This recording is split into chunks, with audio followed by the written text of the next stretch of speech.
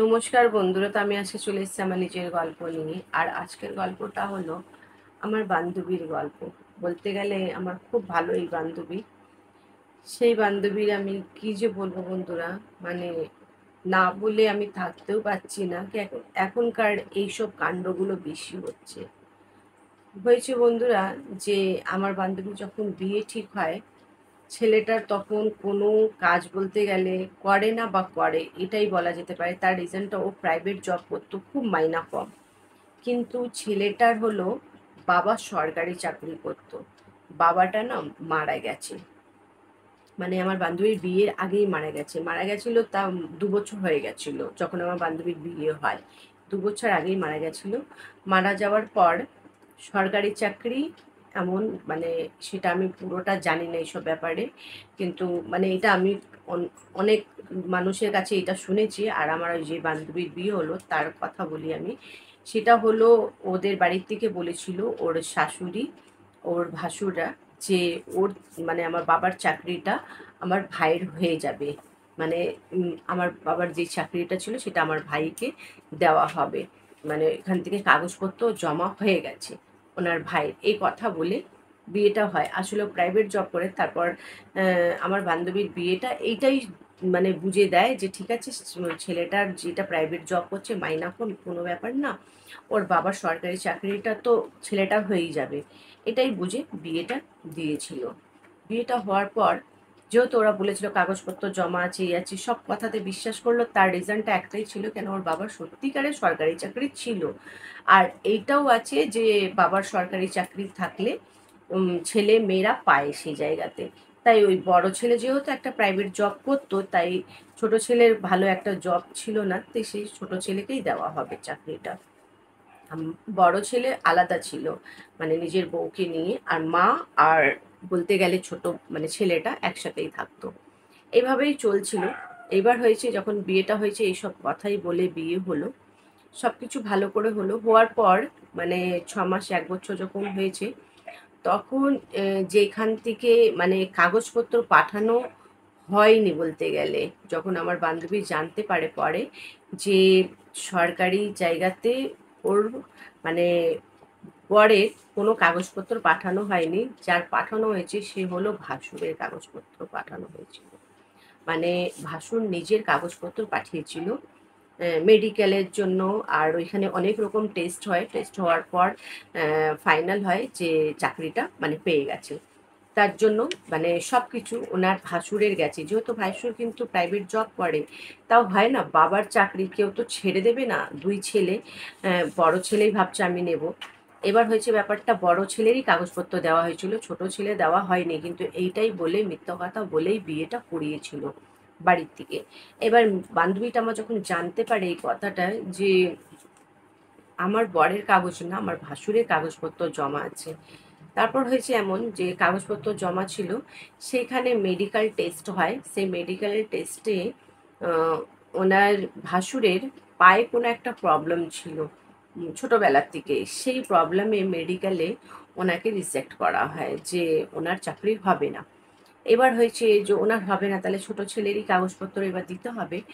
এবার হয়েছে যখন ছোট ছেলের কাগজপত্র দেওয়া হবে, তখন বাড়িতে একটা ঝগড়া অশান্তি হয়।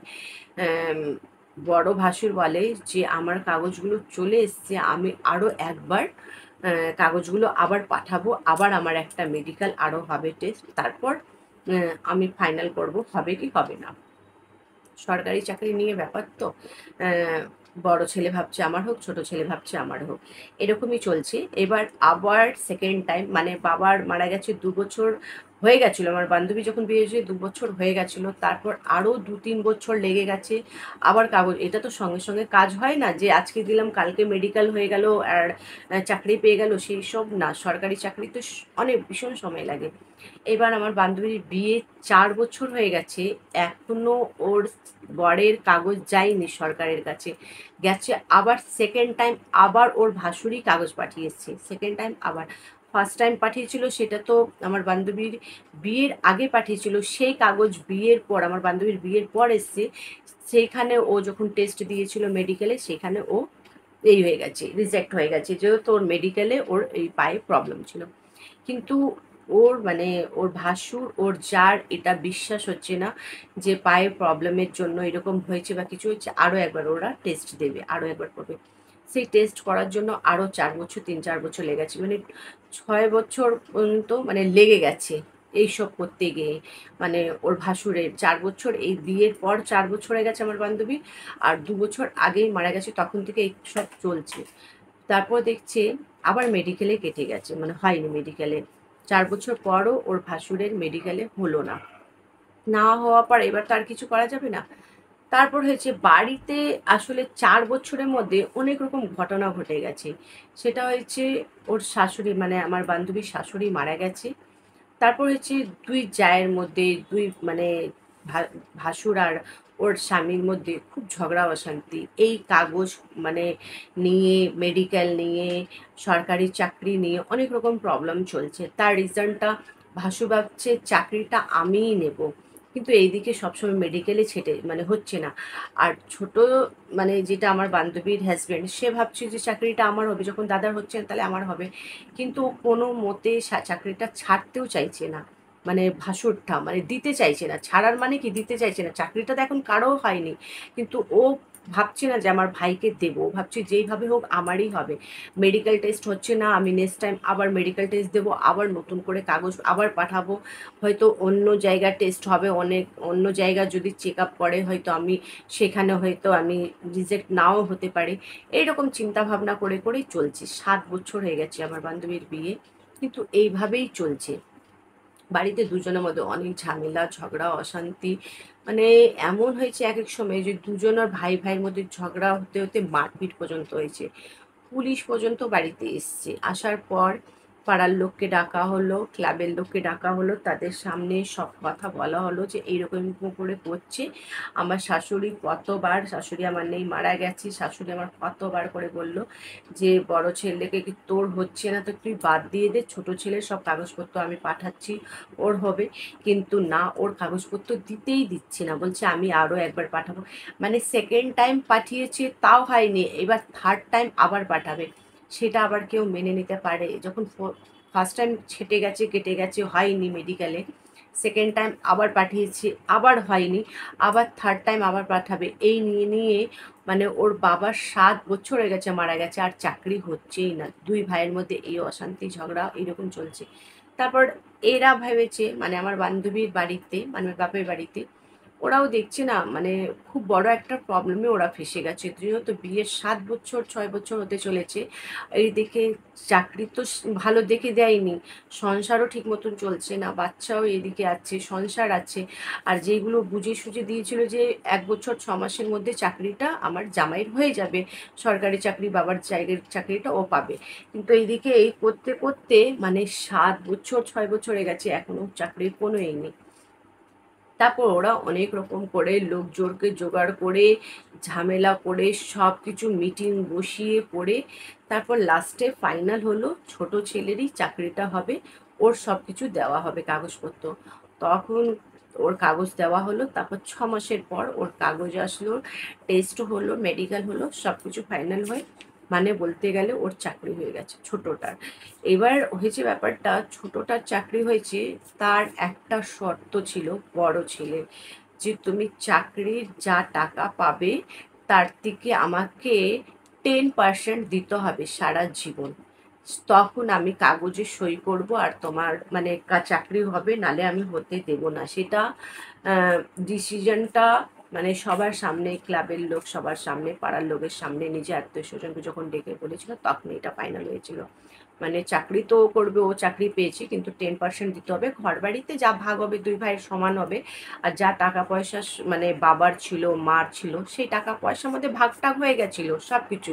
শুধু চাকরি নিয়ে দুই ভাইয়ের মধ্যে চলছিল, সেটা হিসাবটা হলো যে 10% সবাই রাজি হলো। ও চাইছিল 50%, কিন্তু কেউ রাজি হলো না, 20%-এও রাজি হলো না, 10%-এ লাস্টে রাজি হলো যে 10% তোমাকে সারা মাসে মাসে দেবে না, বছরে একবার দেবে। মাসে অত টাকা হচ্ছে না, বছরে একবার দেবে। সেটা সব কাগজপত্র রেডি হলো, আর এটাই হলো ব্যাপারটা সলভ বলতে গেলে। তখন মানে বলতে গেলে আমার বান্ধবীর মারা একটু শান্তি পেয়েছে বলতে গেলে। এই মানে 6-7 মাস মতন হয়েছে চাকরিটা হয়ে গেছে। মানে এত বছর পর, মানে ভাবতে পারছি না বন্ধুরা, মানে এইসব ব্যাপারে নিয়ে কত কিছু হয়ে যায়, মানুষ বুঝতেও পারে না যে দেখে দেয় তো অন্য কিছু আর হয় অন্য কিছু। মানে যা দেখে দিয়েছিল বুঝে দিয়েছিল সেটা নিয়ে এত বছর আমার বান্ধবীটা প্রচুর প্রচুর কষ্ট করেছে। কেন, যা চাকরি যা কিছু দেখে দিয়েছিল সেটার জন্য অনেক কষ্ট করেছে। কিন্তু হ্যাঁ, এখন বলতে গেলে একটু ভালো। কেন, মাইনা এইসব সরকারি জায়গাতে না মাইনা অনেক বেশি, মানে অনেক বেশি অনেক বেশি। মানে যেই জায়গাটা ছেলেটা 10-12 হাজার টাকা মাইনায় চাকরি করতো, এখন 70 না 80 হাজার টাকা মাইনা আছে। তাহলে অনেক বেশি। এখন বলছে কোনো টেনশনই নেই। আর ওর ভাসুরকে বলতে গেলে মাইনা তো মানে টাকা দিতে হবে। তাই ওরা বলেছিল বছরে দেবে, আমার বান্ধবী বলছে বছরে দেবো না, বছরে দিলে আমারই বেশি কষ্ট হবে, যে এত টাকা দিতে হচ্ছে বা ব্যাংক থেকে তুলে বা দিতে হবে, মাসে মাসে করেই দিতে থাকবো সবসময়, আমারও টেনশন থাকবে না, মাইনা আসবে সেই হিসাবে দিয়ে দেবো 10%। যাই হোক বন্ধু, তাই এই গল্পটা শেয়ার করলাম। মানুষ অনেক বুঝে সুঝে বিয়ে দেওয়ার ভীষণ দরকার। কেন, এই যে আমার বান্ধবীর মাটা চট করে যে এই বুঝে দিল বিয়েটা, যে বাবার মানে শ্বশুরের ওর চাকরিটা ছেলের হয়েই যাবে, বাবার চাকরি ছেলের পাবে। কিন্তু এখানে দুই ভাইয়ের মধ্যে যা কাণ্ড হয়েছে সেই হিসাবে মানে বলতে গেলে আহ, অনেক লাফড়া হয়েছে, অনেক মানে অত বছর হওয়ার পর লাস্টে ডিসিশনটা এটা ফাইনাল হলো। মানে যেই চাকরিটা 1 বছর 2 বছরের মধ্যে একজন পেয়ে যেত, সেই জায়গায় 6-7 বছর লেগে গেছে একটা চাকরির আর একটা দুই ভাইয়ের ঝামেলা ঝগড়ার জন্য। যাই হোক বন্ধুরা, তাই আপনাদের সাথে এই গল্পটা শেয়ার করলাম। মানে খুব বুঝে সুঝে এখন বিয়ে দেওয়ার ভীষণ দরকার, মেয়ে ছেলে দুজনেই ভীষণ দরকার। যা প্রবলেম যা এই হচ্ছে সেটা বোঝার খুবই দরকার। যাই হোক, আমার এই ছোট্ট গল্পটা আপনাদের কেমন লেগেছে অবশ্যই জানাবে। আর ভালো লাগলে লাইক কমেন্ট শেয়ার করবে, সাবস্ক্রাইব করবে, খুব ভালোবাসা দেবে বন্ধুরা আমার ভিডিওতে। আপনারা ভালো থাকবে, সুস্থ থাকবে, আমার ভিডিওগুলো দেখতে থাকবে। Bye bye.